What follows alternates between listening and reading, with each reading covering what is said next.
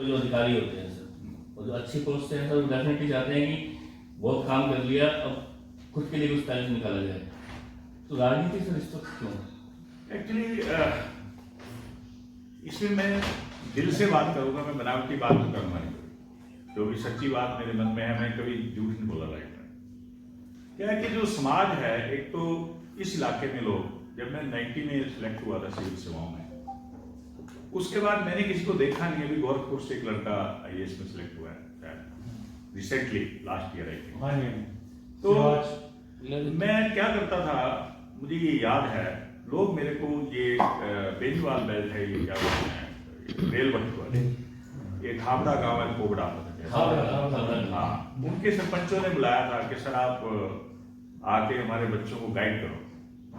तो मैं एक दिन जो है रात को 2 बजे तक उनके बच्चों को पढ़ाता रहा। सारे बच्चे 9 सरपंच इकट्ठे हुए थे, सारे काफी लोगों लड़कों को बुलाया, उनको मैंने इंस्पायर किया, भाई आप जो है मतलब बड़ी सेवाओं में जाओ। एक छोटी, आप देखो हर एक आदमी बड़ी सेवा में जा नहीं सकता, लेकिन प्रयत्न करो। मैंने भी तो किया है। ये भी उस समय एक रिकॉर्ड था कि मतलब एक डिप्लोमा इंजीनियर के IAS के कंपटीशन को पास भी कर सकता है। वर्ल्ड का सबसे टफ कंपटीशन है, वो 700-800 अफसर लेते हैं। तो मतलब ये इनको इंकरेजमेंट करना, ये मेरा मोटिव था। और दूसरी आपने जो बात बोली हुई किस एज में क्यों कर रहे हैं, इसमें पहली बात तो ये कि आप अपने आप को बहुत बिजी रखते हैं, और दूसरा यदि मैं कुछ कंट्रीब्यूट कर सकता हूं समाज के लिए, जो मेरा एक एक्सपीरियंस है अर्बन डेवलपमेंट का, रेलवे का उतना एक्सपीरियंस नहीं है, मैंने सिर्फ 9 साल रेलवे एडमिनिस्ट्रेशन में काम किया। मैं फाउंडर मेंबर भी हूँ कंटेनर कारपोरेशन का। तो उसमें हमने बहुत बड़े बड़े, जिस तरह से पंजाब में कंटेनराइजेशन में रेवोल्यूशन आया, तो मैंने किया था। वहाँ के ब्यूरोक्रेट्स बार बार चीफ सेक्रेटरी वगैरह चिट्ठी लिखते थे हमारे रेलवे मिनिस्ट्री को, भाई वहाँ प्रॉब्लम है कुछ। तो मेरे से पूछा गया था, क्योंकि मैं उसमें एरिया मैनेजर था, फर्स्ट पोस्टिंग थी मेरी as a class 1 officer direct. तो मैंने कहा मैं चला जाऊँ, मुझे कहीं भी आतंकवाद था, जाना नहीं चाहते थे, डरते थे। मैं जाऊँगा, ये लोग वहाँ जाते। मैंने दूसरे दिन जाके, एक सीनियर अफसर थे चेयरमैन IAS कर्ण अवतार सिंह, उनको मिला। कहा आपकी क्या प्रॉब्लम है? मैं I have joined here so and so. कहते ये प्रॉब्लम है, कल से खत्म है आपकी प्रॉब्लम, और बोलो। तो मतलब आप यदि प्रॉब्लम सॉल्व कर सकते हो, ऐसे हमने प्रॉब्लम सॉल्व की। हालांकि वो कंपटीटर थे हमारे इनके कंटेनर कारपोरेशन के, और हमने जो है उसको कंपटीशन को कंप्लीमेंट्री उसमें चेंज कर दिया। ज्वाइंट फर्स्ट से हमने बिजनेस बनाना है, ज्वाइंट फर्स्ट से हम एक मल्टी मॉडल ट्रांसपोर्टेशन का वो करेंगे, जिससे कि हमारे जो एक्सपोर्टर्स हैं और इंपोर्टर्स हैं, उनका कॉस्ट कटिंग होगा, कॉस्ट बचेगी, सेविंग होगी, और ज्यादा से ज्यादा एक्सपोर्ट होगा। उससे क्या हुआ, लुधियाना में हमने, हमारे पास बहुत कम जमीन थी, उसके बाद उसको बढ़ाया, एक्सटेंशन किया, रेलवे से जमीन ली। Then we went to Suranussi Jalandhar के पास, वहां जमीन हमें रेलवे ने दी। फिर उसके बाद बाड़ी ब्राह्मण जम्मू में, फिर अमृतसर में शारटा। वो अब ऐसा रेवोल्यूशन, धप्पड़ में ऐसा रेवोल्यूशन आया, जो माल ट्रक से जाता था बंदरगाहों पे, वहां जाके वेयर हाउस में स्टोर होता था, और उसके बाद उसका सीधा ही यही कस्टम क्लियरेंस होने लगा, और वो जो एक्सपोर्ट का बहुत ज्यादा स्पर्ट हुआ एक्सपोर्ट का। आप देख लीजिए, हमारे टाइम में 89 में ये कंटेनर कारपोरेशन बनी थी, एक छोटी सी कंपनी थी, मैं उसका फाउंडर मेंबर हूँ गवर्नमेंट ऑफ इंडिया की। आज वो महारत्ना नवरत्ना कंपनी है। तो ये कंट्रीब्यूशन मेरा पंजाब में रहा। तो उस तरह का एक वो एक्सपीरियंस है। फिर अर्बन डेवलपमेंट का जो हमने काम किया, बड़े बड़े जो, उसके बाद सब्सिक्वेंटली जब मैं दिल्ली में मेरी पोस्टिंग हुई, प्रमोशन हो, तो मैं HOD बन गया। फिर हमने दादरी का एशिया का सबसे बड़ा डिपो, वो ही मैंने ब्रांड किया।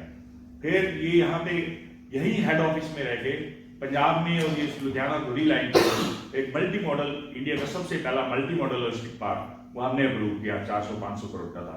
और उसका बाद में मैं चला गया, तो प्राइम मिनिस्टर ने उद्घाटन किया था।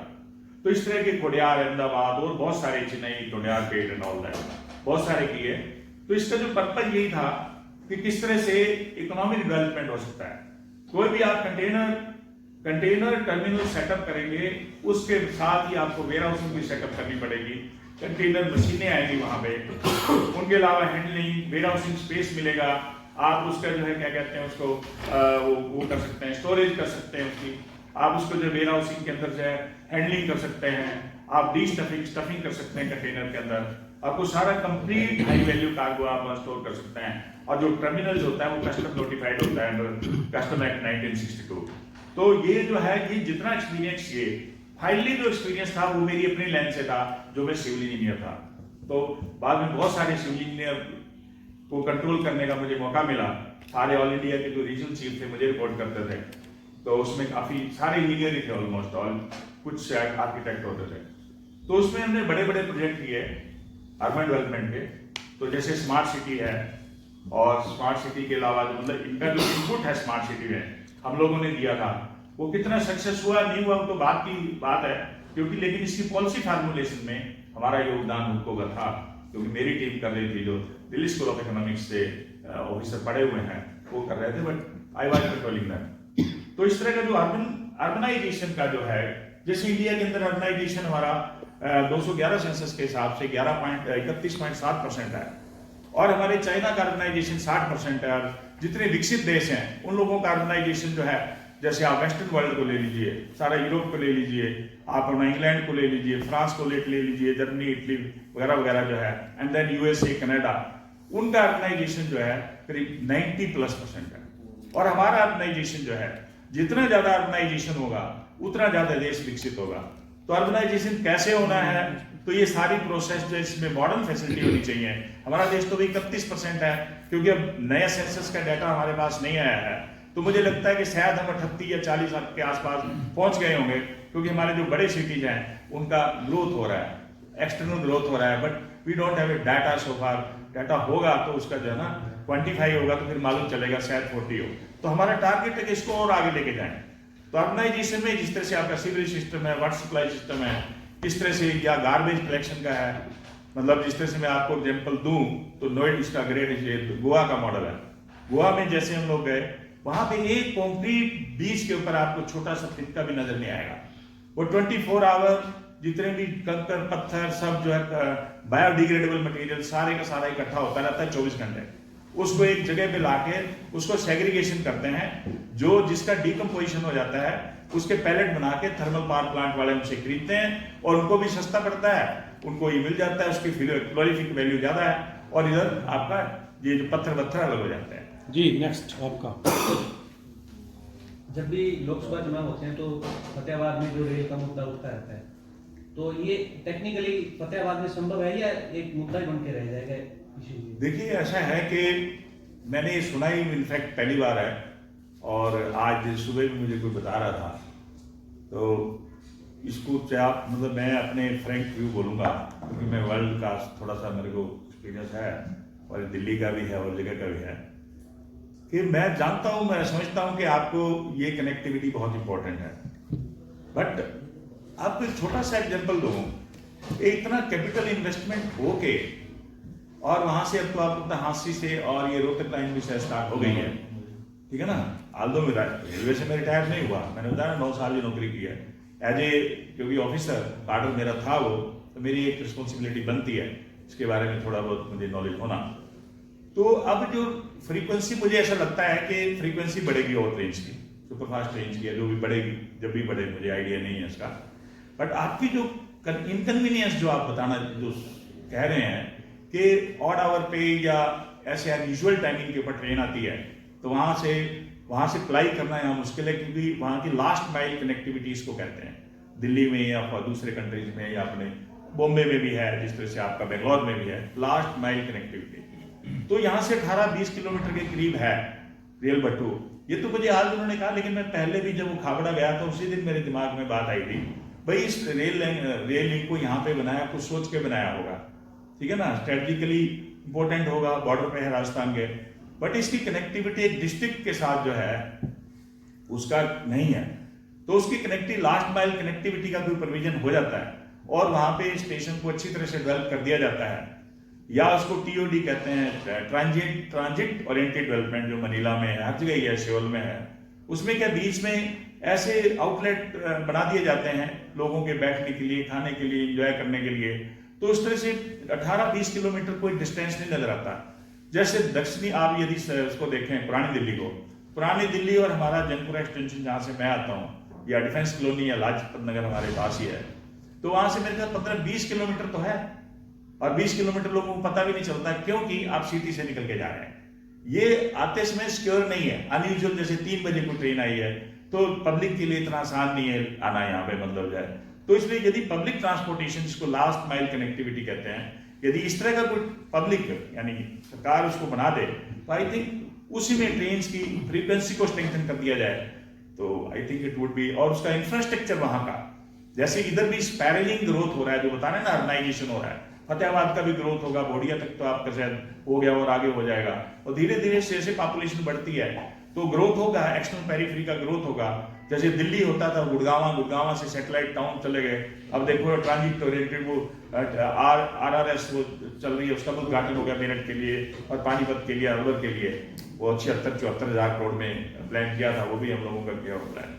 तो मेरा कहने का मतलब है कि ये तो एक बहुत ही छोटा सा वो है, मतलब इसमें यदि हम फैसिलिटी और दे दी जाए तो मेरे ख्याल से ये बहुत एग्जिस्टिंग जो नेटवर्क है रेलवे का, कोई इट्स नॉट दैट बैड, क्योंकि घर में तो कोई भी, दिल्ली में भी हम मेट्रो में उतरते हैं तो हमारे पास ई रिक्शा खड़े हुए होते हैं और ई रिक्शा से हम लोग अपने घर के सामने जाके उतर जाते हैं। जी रमेश जी, जिस तरह आप चुनाव लड़ने की बात कर रहे हैं सर, Yes, जनता अगर आपको मौका देती है और आप सांसद बनते हैं जी, ऐसे, सर। तो क्या रेलवे में प्राथमिकता रहेगी आपकी?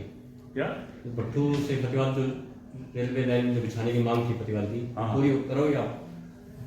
नहीं, मेरे देखो हाथ में हुआ पूरी, तो मैं देखो जो MP जो भी होता है वो बात अपनी स्ट्रॉन्ग तरीके से रखता है, मैं खुद उसको पहले तो फिजिबिलिटी उसकी एग्जामिन करूंगा क्योंकि मैं खुद समझता हूँ बातों को, तो ये तो पॉजिटिव पॉइंट रहेगा।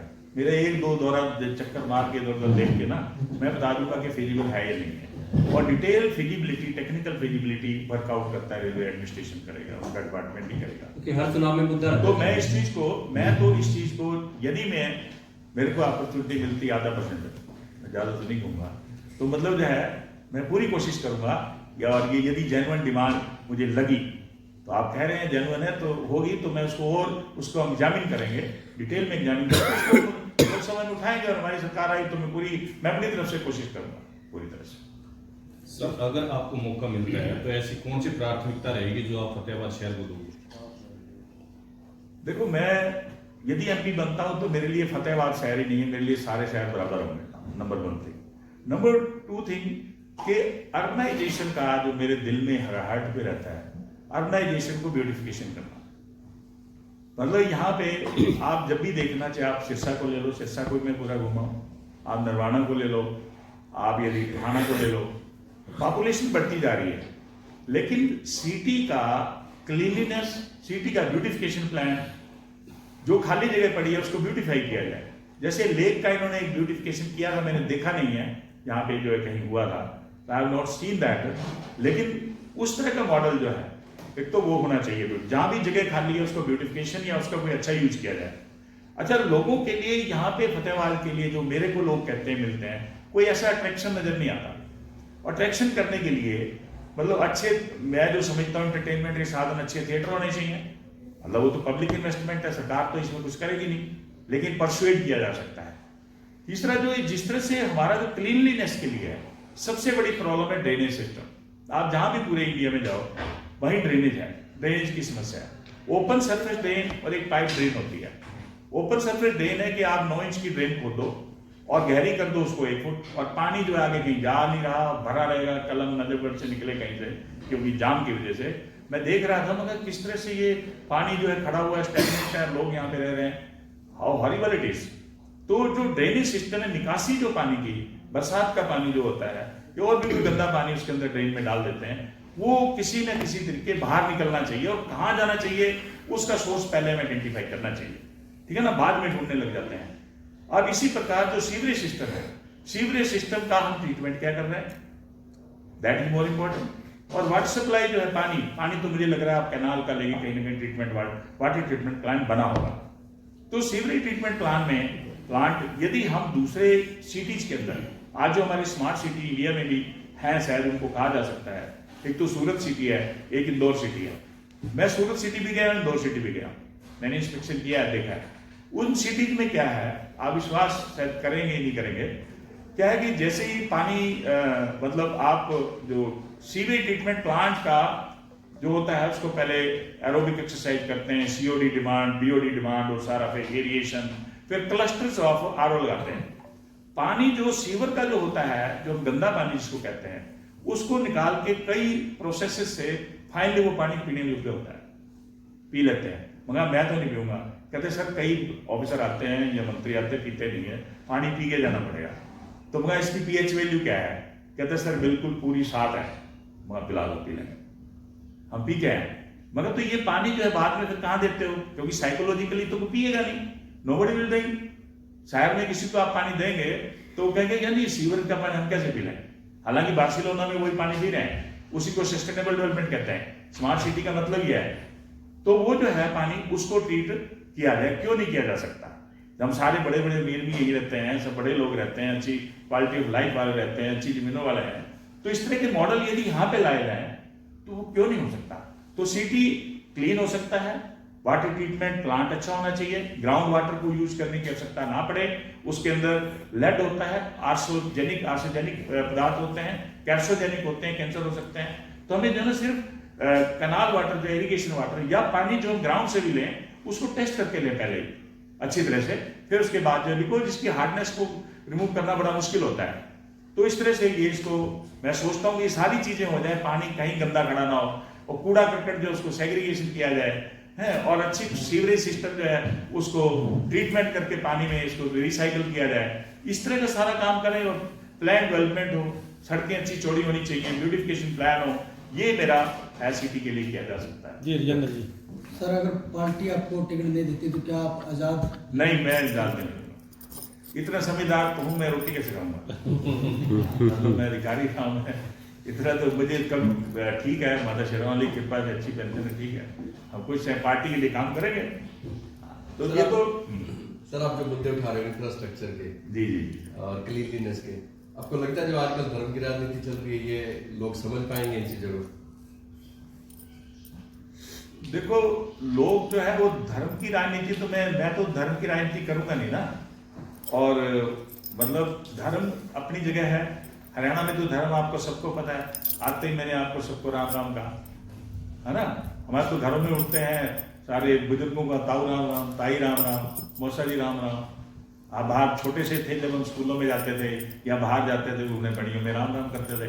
तो ये तो हमारा अपना है ना, ये व्यक्तिगत है। मतलब हम धर्म को क्रिटिसाइज थोड़ा कर रहे हैं, जितना उनके लिए कोई करता है उसको पैटर्नाइज करता है कि हम ही धर्म के ठेकेदार तो सारे ही हैं। हमारे धर्म के अंदर है हमारे, हम किस तरह से हम करते हैं, कर्म किस तरह से करते हैं, हमारा जो अंतर से आत्मा कैसे वो करती है। और तो मैं तो खुद ही रामचरितमानस पढ़ता हूँ और गीता तो मैं पता नहीं कितनी बार पढ़ चुका हूँ। मैंने एक टीवी रिपोर्टर से पूछा, मैं मुझे ऑफ द रिकॉर्ड है, तो मैं कहीं किसी 16 सेक्टर में नोएडा में गया, टीवी वालों ने बुलाया, तो मुझे ऐसी कोई बात चल पड़ी, कहते हैं मैं रामचरितमानस डेली पढ़ता हूँ, मुझे कोई कहने लगे। तो मैंने कहा सर एक चीज आप बताएंगे मुझे रामचरितमानस के? कहते हाँ पूछो। मगर अरण्यकांड का क्या मतलब होता है? रामचरितमानस में है ना अरण्यकांड, क्या मतलब होता है? चुप 15 मिनट सोचता रहा तो पता नहीं चला। मगर आप तो बड़े उच्च कोटि के ब्राह्मण हो, वैसे सॉरी ब्राह्मण नहीं कहना चाहिए था मुझे, आपको तो आप कह रहे मैं डेली पढ़ता हूँ, पता भी नहीं है। तो मैंने उनको कहा मैं अरण्य नहीं, जंगल, जो श्री राम की जंगल की लाइफ है ना, करने कहा जाता है। तो लोग बेसिक पहले, क्योंकि हमारे ग्रंथ इतने हैं अथाह हैं, आप उनको पढ़ो, सारा ज्ञान, लेकिन उसको राजनीति में तो विकास कर सकता है। We should go for development. अरे कितनी गंदगी है, जहां जाओ कहीं भी जाओ, मतलब क्या बोलूं मैं, लेस साइड इज बेटर। हर जगह मैं ये नहीं कह रहा कि इस पार्टी में उस पार्टी में, ये तो हमारे सिटीज का हाल ही है, उनको ब्यूटिफाई किया जा सकता है यदि आइडियाज हो तो। आइडियाज नहीं है तो ब्यूटिफाई क्या करेंगे? जी राम साहब। मधोका साहब, जैसे अभी चर्चा हुई, जी सर। आपके बारे में भी कुछ बताया गया, जी सर। साथियों ने बहुत से सवाल जवाब भी किए। मैंने जो आभास किया है तो जैसे आप लर्न पर्सन हो, बहुत बड़े ऑफिसर रहे हो, जी जी। साथ में अभी चर्चा हुई आप सामाजिक, धार्मिक, राजनीतिक, इन ऑल रिस्पेक्ट आपके अंदर क्वालिटीज को देखा जाए तो आपके अंदर बहुत वलवले हैं एक देश की सेवा करने की। हाँ जी सर। यानी आप लोगों की सेवा करने के लिए बहुत वो आपके अंदर एक कशिश है। फर्स्ट ऑफ ऑल तो मेरी बेस्ट विशेष है आप जो इस मिशन को लेकर चले हो, थैंक यू, आप सफल हो। हमारे सभी साथियों की भी आपको बेस्ट विशेष। Thank you very much.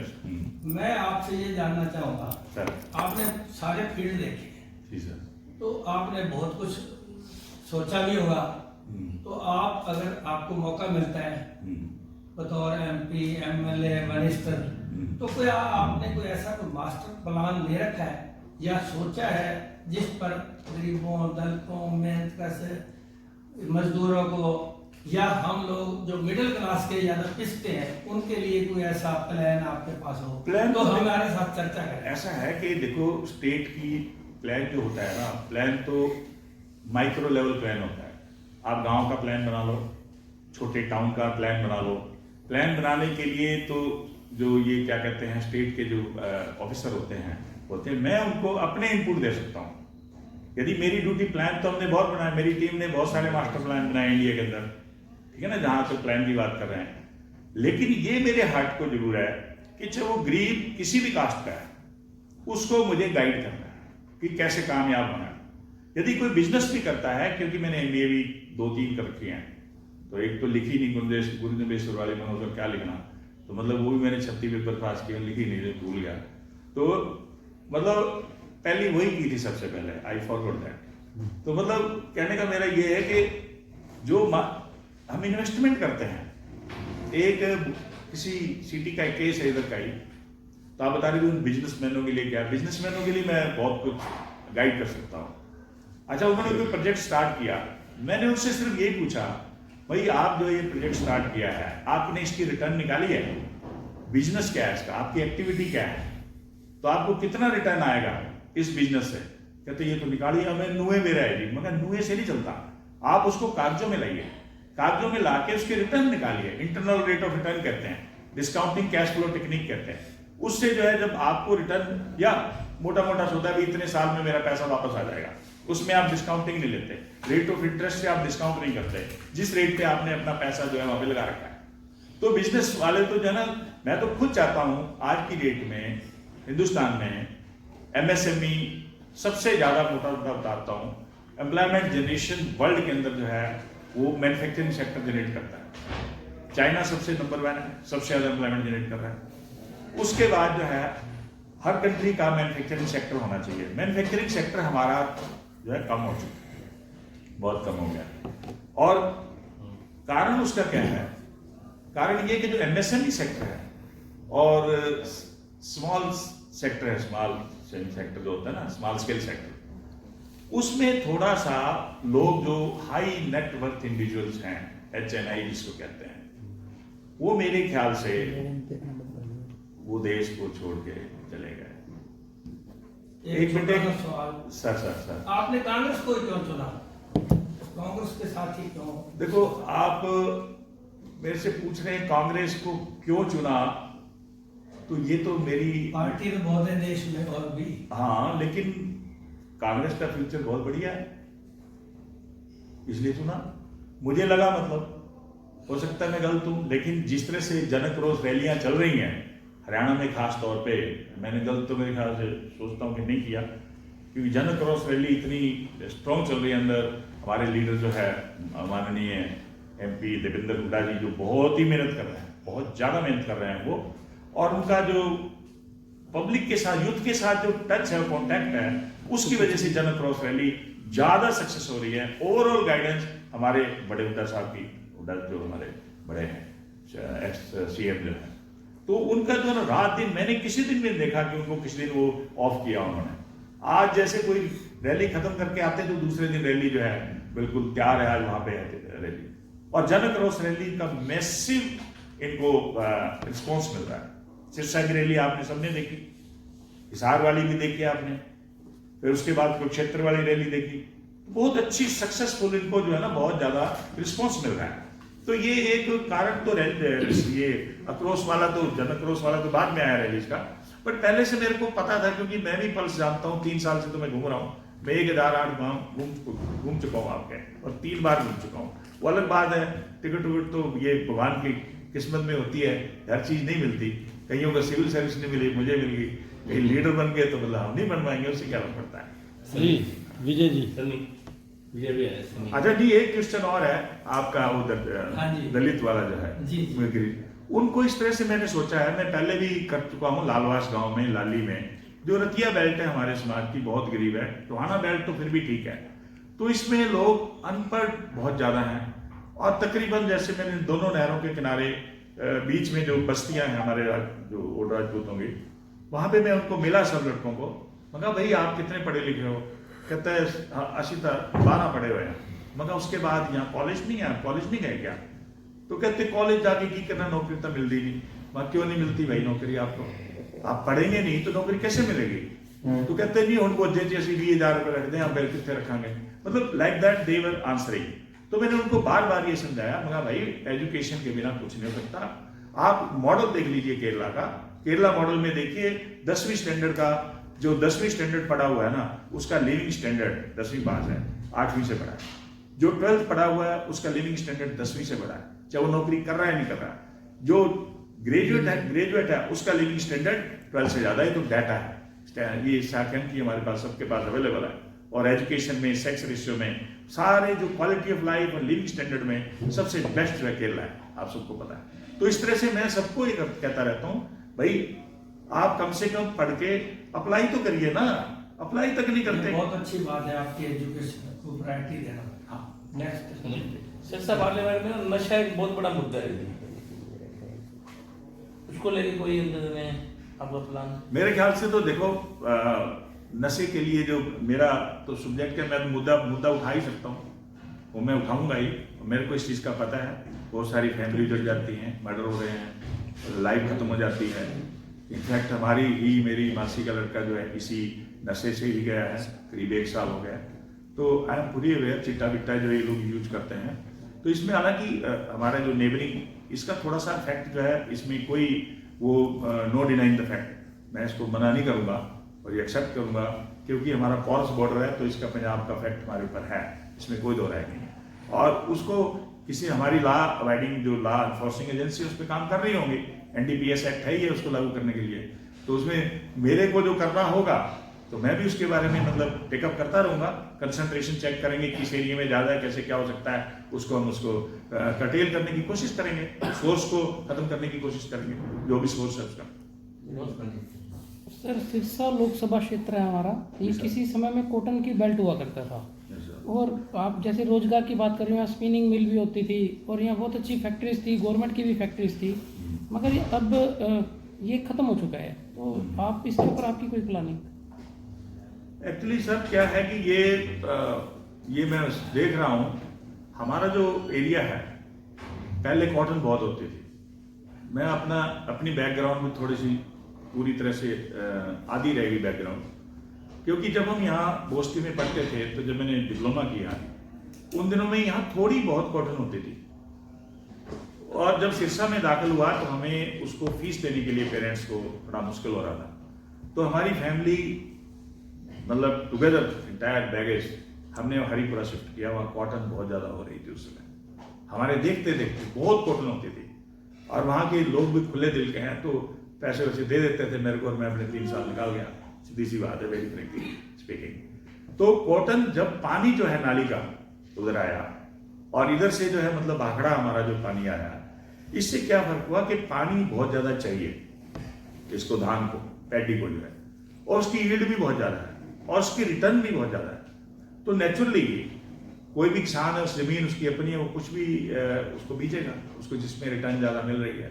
But I agree with you, कुछ ऐसा एरिया है जैसे कालामाड़ी है, कालामाड़ी में कॉटन अच्छी होती है, और कुछ और फतेहाबाद बेल्ट भी ऐसी है जहां पे कॉटन अच्छी होती है।